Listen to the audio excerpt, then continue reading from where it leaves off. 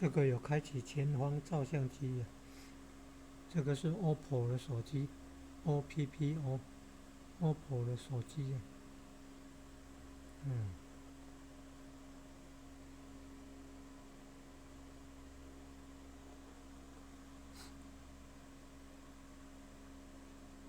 它的手机上方会凸出来呢，然后还可以再收回去哦。那凸出来就有镜头，在拍那个，你看拍那个灯会的也可以啊，拍那个风景区的也可以啊。方向是在这个手机荧幕的对面。